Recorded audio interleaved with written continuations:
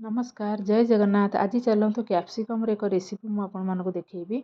आपण कैप्सिकम नेबे, कटा पियाज देबे, कंचा लंका देबे। यह खूब कम समय भितर होता है। आपको आपण रुटी नान परोटा सहित खाई पारे।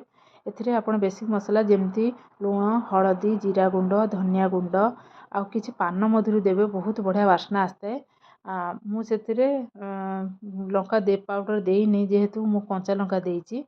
तापरे आपण कस्तूरी मेथी देबे। कस्तूरी मेथी जदि धनिया पत्र अच्छी तो धनिया पत्र भी ता सहित ऐड करबे। मो पाखरे नथिला सेथिरे किछि भजा बादाम गुंड देबे। दे सारा पर ताको भल भाबरे गोळेई देबे। गोळेई सारी ताको 10 मिनिट पई छाडी देबे जा द्वारा मसला सब कैप्सिकम सहित भल भाबरे मिसी जिवो।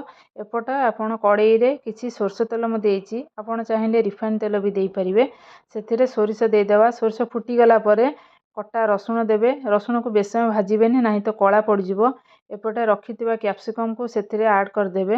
मु तो एमती कैप्सिकम बहुत प्रकार आइटम खाइछि किंतु मते ए रेसिपीटा बहुत भल लागिला। तो भाबिली मु आपण मन से तो शेयर करबी। एटा भी बहुत कम समय भितर जेहेतु हेई जाए।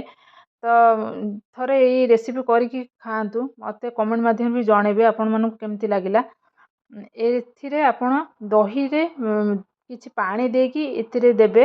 देई साला पर गैस रे फ्लेम को स्लो कर देबे।